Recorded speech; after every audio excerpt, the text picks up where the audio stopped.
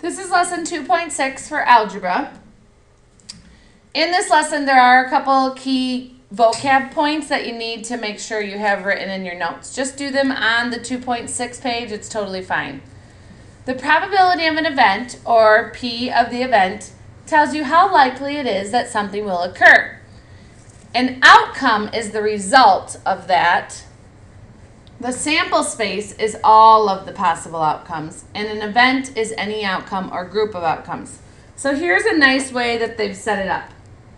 So, an event is what's actually happening. Rolling an even number on a dice. Okay? The sample space is everything that can happen. I can get a 1, a 2, a 3, a 4, a 5, or a 6. So those are all the possible outcomes. And then a favorable outcome is what I actually want. I want a 2, a 4, or a 6.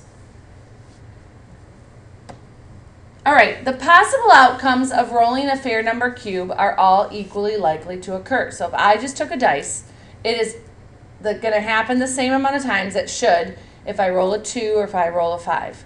It shouldn't be any different. They're all equally likely to occur. When all possible outcomes are equally likely, you can find theoretical probability. So theoretical probability is when everything is equally likely to occur. So the probability of an event is the number of favorable outcomes divided by the number of possible outcomes. So rolling an even number, I could get 3 out of 6. I could get a 2, a 4, or a 6 out of 1, 2, 3, 4, 5, or 6. The complement of the event consists of all the outcomes not in the event. So the possible outcomes for rolling a number cube are 1, 2, 3, 4, 5, and 6. The outcomes for rolling an even number are 2, 4, and 6. And then the complement of rolling an even number is 1, 3, and 5. It's everything that is not favorable. Odds are a little bit different. They describe the likelihood of an event by comparing favorable and unfavorable outcomes.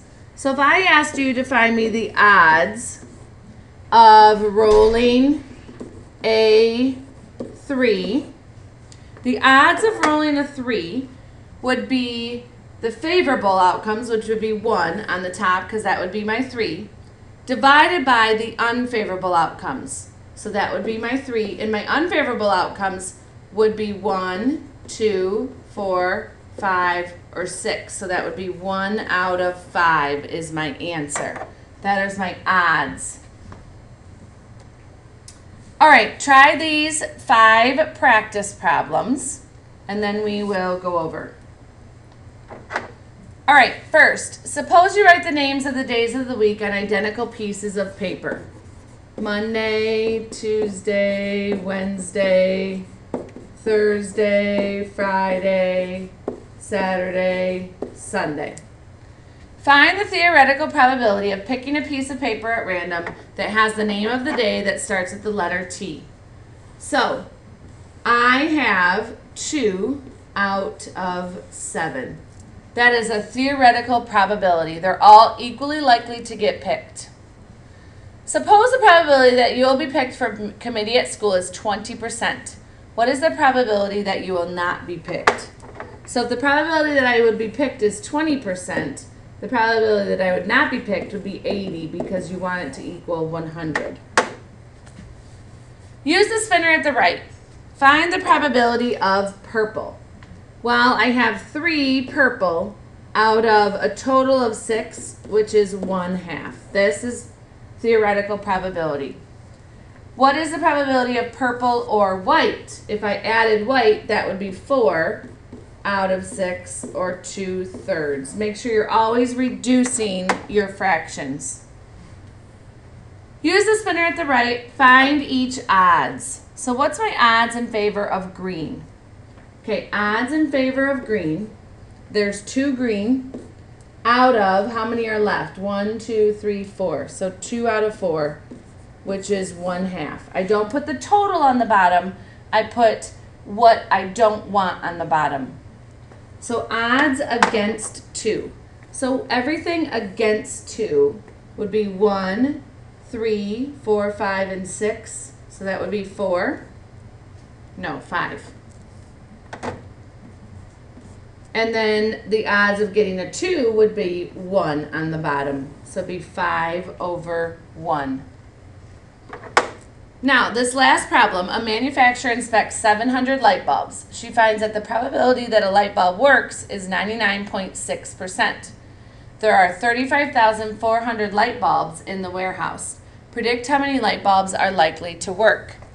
So what you do is they've already figured out, now this is experimental probability, because with experimental probability, an experiment has actually occurred that you can put your data against. So, the manufacturer inspects 700 light bulbs and they found this, 99.6%. So if I made a batch of light bulbs, I would times it by the percentage that they found, 0.996, and that would give me 35,258.4. And it just says predict how many light bulbs are likely to work. So you could round this down or round it up. Either way would be correct because it's an estimate. 35,258 light bulbs. All right, that is it for your notes.